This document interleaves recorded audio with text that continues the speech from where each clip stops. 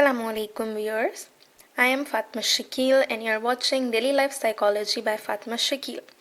तो आज मैं फिर आपके पास एक और साइकोलॉजिकल टॉपिक लेकर आई हूँ जिसके बारे में हम डिस्कस करेंगे, उसे जानेंगे और फिर वो स्ट्रैटेजीज़ और टेक्निक्स डिस्कस करेंगे जिससे हम उसे कंट्रोल कर सकते हैं। तो आज का हमारा टॉपिक है aggression and the ways to control it. तो आइए सबसे पहले हम समझते हैं कि एग्रेशन होता क्या है। तो साइकोलॉजी में एग्रेशन उस बिहेवियर को कहते हैं या उस बिहेवियर की रेंज को, यानी वो बिहेवियर शोज़ करना जहाँ पर आप किसी को फिज़िकल या साइकोलॉजिकल या दोनों तरीके से नुकसान पहुंचा रहे हैं या किसी ऑब्जेक्ट को अपने इन्वायरमेंट में। तो हम एग्रेशन या एंगर में डिफरेंस कैसे करेंगे कि आपके पास एंगर सिर्फ एक इमोशन है, लेकिन जब आप कोई भी ऐसा बिहेवियर शो करते हो कि जिसमें आप लोग किसी को नुकसान पहुंचाते हो, ईदर फिज़िकली या मेंटली, साइकोलॉजिकली, तो हम उसको एग्रेशन कहते हैं। तो अब हमारे पास डिफरेंट कॉजेज़ हैं एग्रेशन के कि लोग एग्रेशन क्यों शो करते हैं। तो अब हम one by one in different causes को या रीजंस को डिस्कस करते हैं, जिनमें सबसे पहला है maltreatment, number 2 is low self worth, frustration, express anger या hostility, assert dominance, threaten others, achieve a goal, express possession या response to fear and compete with others। तो सबसे पहले हमारे पास माल ट्रीटेड क्या होता है। तो हमारे पास डिफरेंट रिसर्चेस हैं जहाँ पर बताया गया है, ये रिजल्ट्स आए हैं कि जब किसी बच्चे को चाइल्डहुड में माल ट्रीट किया जाए, उसे अच्छी केयर अटेंशन ना दी जाए, मोहब्बत ना दी जाए पेरेंट्स की या केयर गिवर्स के थ्रू, तो फिर वहाँ पर जब वो एट द एज ऑफ 21 यानी अपनी टीन एज से निकल कर अर्ली एडल्टहुड में आते हैं तो उनमें एग्रेशन ज़्यादा होता है, एंटी सोशल बिहेवियर ज़्यादा होता है, एंटी सोशल टेंडेंसी ज़्यादा होती हैं। इसी तरह जब किसी इंसान को, चाहे वो एडल्टहुड में है, उसे किसी सिचुएशन में या अपने लव्ड वन से अच्छा ट्रीटमेंट नहीं मिलता, तो तब भी वो एग्रेशन शो करते हैं, वो एग्रेसिव बिहेवियर शो करते हैं, गुस्सा करते हैं, कोई टॉन्ट कर देते हैं। तो ये क्या है, यानी सबसे पहला कॉज है हमारे पास कि माल ट्रीटमेंट। हमें जो एक्सपेक्टेशंस है हमारी कि हमें जिस तरह ट्रीट किया जाए या हम समझते हैं हमारा राइट है, यानी उससे कम ट्रीट किया जाए। The second is feeling of low self worth, यानी सेल्फ इस्टीम अगर आपका लो है तो ये एक इम्पॉर्टेंट कॉज है आपके पास एग्रेशन को शो करने की, क्योंकि आपके पास जब सेल्फ इस्टीम लो होता है तो हमारे पास नेगेटिव थाट्स आती हैं तो हम लोग अच्छा परफॉर्म नहीं कर सकते, फेलियर, फ्रस्ट्रेशन, सेल्फ ब्लेम, और इस सब से हमारे पास एग्रेशन आपके पास आता है। और यहाँ पर भी डिफरेंट नंबर ऑफ़ रिसर्चेस हैं जहाँ पर लो सेल्फ इस्टीम या लो सेल्फ वर्थ का एग्रेशन से पॉजिटिव और सिग्निफिकेंट रिलेशनशिप है। Number third is frustration. तो अब फ्रस्ट्रेशन आपके पास क्या होता है कि जब आप किसी गोल को अचीव करने के लिए काम कर रहे हो लेकिन वो गोल आपसे अचीव ना हो रहा हो, तो आपके पास क्या होता है, फ्रस्ट्रेशन आपके अंदर डेवलप होती है। और यहाँ पर एक सेइंग है कि जब फ्रस्ट्रेशन होती है तो एंगर आता है, आप में एंगर ज़्यादा होता है, और एंगर होता है तो एग्रेशन आप शो करते हैं। तो आपके पास हमेशा फ्रस्ट्रेशन के जो कॉन्सिक्वेंसेस या रिजल्ट्स हैं वो एग्रेशन के सूरत में, एग्रेशन की ही शक्ल में सामने आते हैं। फिर नंबर फोर्थ आपके पास आ जाता है कि जब हम एंगर या हॉस्टिलिटी शो करते हैं, क्योंकि हमें लगता है कि हम किसी से नफ़रत करते हैं, हमें कोई पसंद नहीं है, तो हम जब वो हमसे बात करेगा या हमारे साथ इंटरेक्ट करेगा तो हमें गुस्सा आएगा, क्योंकि हमें इस पर कंट्रोल नहीं है। तो फिर हम एग्रेसिव हो जाते हैं, उसे कोई ना कोई बात सुना देते हैं या उसका मजाक उड़ा देते हैं। तो ये आपके पास क्या आ जाता है, कॉज ऑफ एग्रेशन। उसके बाद टू एजर्ट डोमिनेंस, यानी जब हम कहते हैं कि हम किसी को डोमिनेट करें, लोग हमारी बात सुने, हम लीड करें, तो क्या जब ऐसा नहीं हो रहा होता तो हम एग्रेसिव बिहेवियर शो करते हैं। फिर number 6 is to threaten others, यानी हम क्या करते हैं कि किसी को थ्रेट करने के लिए उस पर चीखते हैं, चिल्लाते हैं, ज़ोर से डेस्क बजाएंगे या दरवाज़ा बंद करेंगे, सिर्फ अगले को थ्रेट करने के लिए कि हम में उससे ज़्यादा पावर है, हम उसको नुकसान पहुंचा सकते हैं, तो अगला हमारी बात सुने। तो ये एजर्ट डोमिनेंस की तरह ही आता है। नंबर 7 टू अचीव अ गोल, यानी गोल कुछ भी हो सकता है, जैसे लोग किसी से कोई फ़ायदा हासिल करने के लिए या कोई भी किसी भी तरह का मोमेंट्री अवार्ड लेने के लिए आपके पास एग्रेशन को शो करते हैं, क्योंकि उन्हें लगता है कि ये सबसे ईजियर वे है किसी भी गोल को अचीव करने का। Number 8 is to express position, यानी अगर आपको लगता है कि कोई चीज़ मेरी है, तो कोई भी प्रॉपर्टी है, कोई भी रिलेशनशिप है, कोई भी बंदा है, तो क्या है कि वो एग्रेशन शो करते हैं, क्योंकि एग्रेशन आपके पास एक मैनिफेस्टेशन है डोमिनेट करने की। कभी कभार बच्चे भी ऐसे करते हैं कि उनका जो केयर गिवर है, अगर वो किसी और से बात करे या अगर कोई और उसकी ज़्यादा केयर करने लगे या वो उसे अटेंशन अच्छे से ना दे रहा हो, तो वो बच्चा चीखता है, चिल्लाता है या उसके पास जो चीज़ें होती हैं वो फेंकता है, यानी एग्रेशन शो करता है। तो यानी कि वो पोजीशन शो कर रहा है। And in response to fear, तो यानी आपके पास जब भी कोई बंदा उससे फियर महसूस होगा कि वो किसी ख़तरे में है, तो वो क्या करेगा, आपके पास उस थ्रेट को कम करने के लिए, उसकी इंटेंसिटी को कम करने के लिए एग्रेसिव बिहेवियर शो करेगा। तो आपके पास जो भी बंदा जो एंग्री है, अपने फियर को कम करने के लिए वो क्या करता है, उसको न्यूट्रलाइज करने के लिए एग्रेशन को शो करता है। Number 10 is to compete with others. अब जो लोग कंपटीशन में होते हैं उन्हें नज़र आता है कि जब हम एग्रेशन शो करेंगे तो अगले को लगेगा हमारे पास पावर है, हम डोमिनेट कर सकते हैं और हम आगे निकल सकते हैं।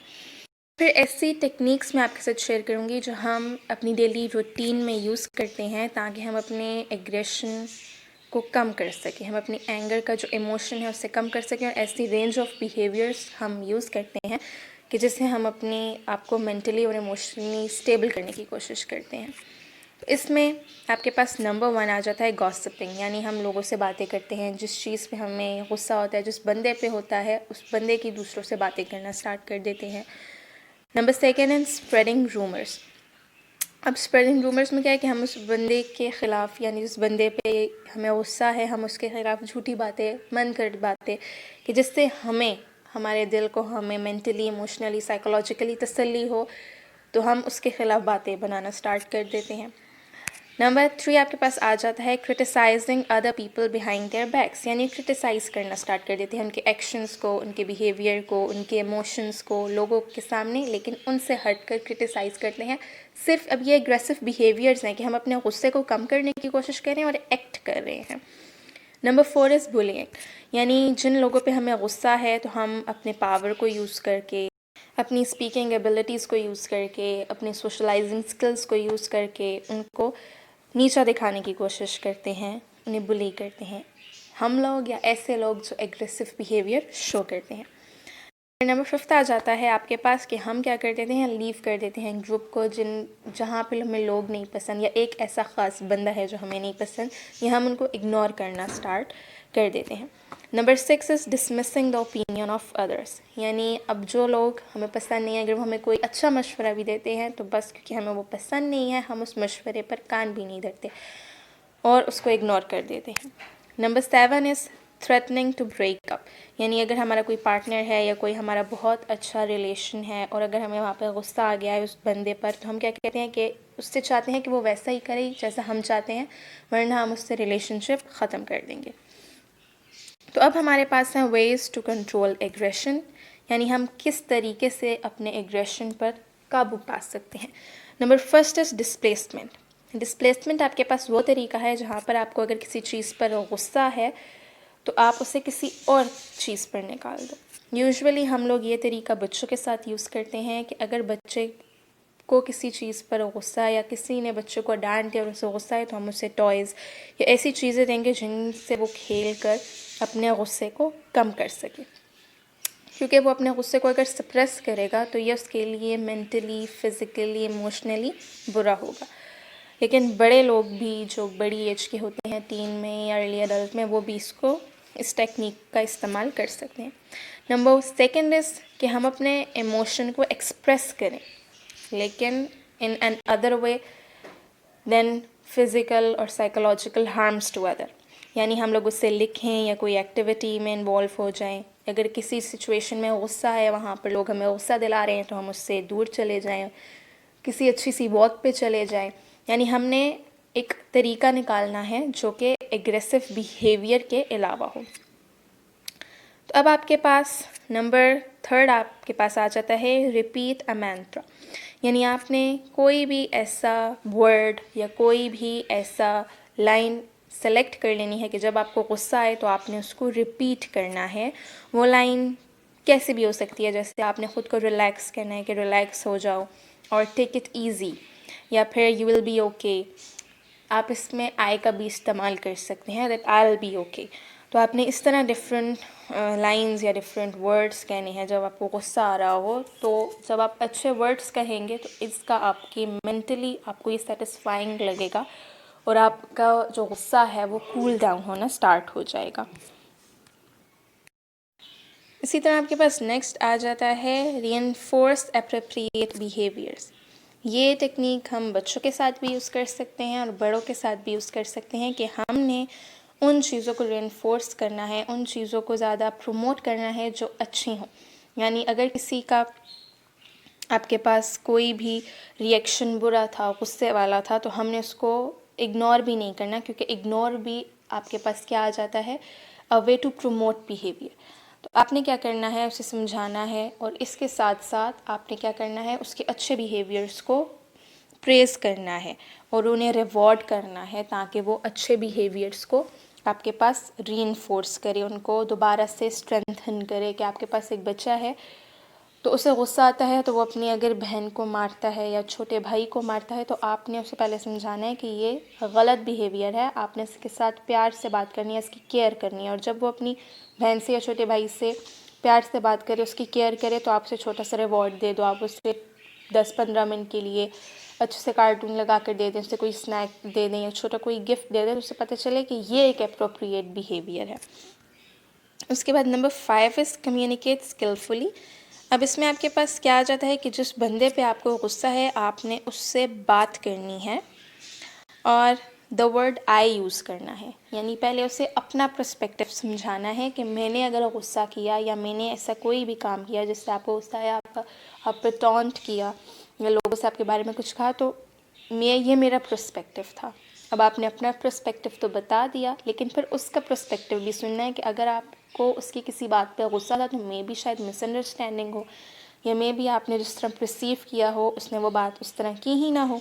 तो आपने अपनी बात बताने के बाद उसकी बात भी सुननी है और फिर एक अच्छा सलूशन आप लोगों ने निकालना है। नंबर 6 आपके पास आ जाता है कि आपने फिगर आउट करना है कि आप किस सिचुएशन या किस पर्सन को ब्लेम कर रहे हैं अपने गुस्से के लिए। यानी अगर आप हंग्री हैं, आप टायर्ड हैं, आप स्ट्रेस्ड में हैं या अनहैप्पी हैं अपनी लाइफ में या मैरिड लाइफ में, तो ये चीज़ें हैं कि आप इन सब को किसी सिचुएशन या किसी पर्सन पे ब्लेम कर रहे हैं, और फिर आप जो आपके करीबी लोग हैं आप उन पे अपना गुस्सा निकाल रहे हैं। तो आपने पहले अपनी लाइफ में फिगर आउट करना है कि ऐसी क्या चीज़ है जिसकी वजह से आपको फ्रस्ट्रेशन है, आपको टेंशन है, आपको गुस्सा आ रहा है, और फिर आपने उसको मेंड करने की, उसको ठीक करने की कोशिश करनी है, कि जिसकी वजह से आपका एग्रेसिव बिहेवियर कम होगा, आपके इमोशंस नॉर्मलाइज होना स्टार्ट हो जाएंगे। अब नंबर 7 आपके पास है कि आपने कोई क्रिएटिव चैनल ढूंढना है। यानी आपने कोई भी ऐसा काम करना है जो आपकी हॉबी भी हो और आप उसमें ज़्यादा टाइम स्पेंड करो, ताकि आपके जो इमोशंस हैं वो नॉर्मल रहें, आपको गुस्सा ना आए। आप पोइट्री करो, आप म्यूज़िक सुनो, और इस तरह आप अपने एंगर को रिड्यूस करो। क्योंकि आप जितना खुश होते हैं आपके इमोशंस उतने ही नॉर्मल होना स्टार्ट हो जाते हैं। उसके बाद आ जाता है आपके पास नंबर 8 कि आपने फॉरगिव अदर्स करना है। इमेजिन करना है कि आप लोगों को माफ़ करें, क्योंकि सबसे ज़्यादा गुस्सा ही हमें इस बात पे आ रहा होता है अपनी लाइफ में कि हमें जिस पे गुस्सा है वो हमसे माफ़ी नहीं मांग रहा, वो हमसे आकर बात नहीं कर रहा। तो आपने लोगों को माफ़ करना शुरू कर देना है। इमेजिन करें कि आप उन्हें माफ़ करें। जब आप खुद आप ये प्रैक्टिस करेंगे कि आपने उन्हें माफ़ करना शुरू कर दिया, तो आप अपने माइंड में से बहुत सी चीज़ों को, बहुत सी टेंशन्स को, बहुत से स्ट्रेस को ख़त्म कर देंगे, उन्हें रिलीज़ करना स्टार्ट कर देंगे। और जब आप दूसरों को माफ़ करेंगे तो एंगर खुद ही स्लिप होना स्टार्ट हो जाएगा आपके माइंड से, आपके बिहेवियर से, और एग्रेशन भी कम होना स्टार्ट हो जाएगा। Number 9 mentally escape. यानी आपने अब करना क्या है कि जब भी आपको गुस्सा आए तो आपने अपने आप को एक अच्छे क्वाइट रूम में लेकर जाना है, और वहाँ पर आपने इमेजिन करना है एक अच्छा सीन जहाँ पर बहुत ही पुरसुकून सीन है, और वहाँ पर आप ये करें कि वहाँ पर अगर बर्फ़बारी हो रही है तो वो कैसी होगी, मैं उसे फ़ील करूँ, ये इमेजिन करना है सब कुछ। अगर वहाँ पे चिड़ियाँ तोते चहचहा रहे हैं, बोल रहे हैं, तो वो किस तरह होंगे। अगर वहाँ पर लोग हैं तो वो किस तरह आ जा रहे होंगे, बारिश हो रही है तो वो कैसी फील हो रही होगी। तो इस तरह आपका गुस्सा खुद ही कम होना शुरू हो जाएगा, क्योंकि आप अपने माइंड को बिल्कुल डिस्ट्रैक्ट कर देंगे उस चीज़ से जो आपको गुस्सा दिला रही है। देन आपके पास आता है कि एंगर आपके पास एक नॉर्मल इमोशन है जो हम सब एक्सपीरियंस करते हैं।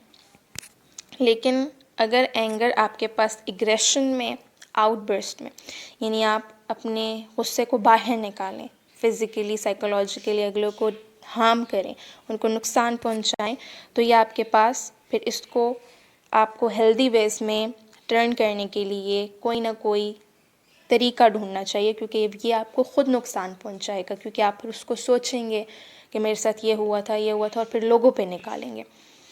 तो अब आपके पास सिंपल यही है कि एंगर कंट्रोल बहुत इम्पॉर्टेंट है, और जितनी टेक्निक्स मैंने आपको बताई हैं उनको यूज़ करें। बच्चे, क्योंकि बच्चे बहुत ज़्यादा अपने पेरेंट्स को, अपने सोशल एनवायरनमेंट को कॉपी करने की कोशिश करते हैं। तो अगर आप लोग गुस्सा करेंगे तो आपके बच्चे भी ये चीज़ अडाप्ट करेंगे और गुस्सा करना स्टार्ट कर देंगे।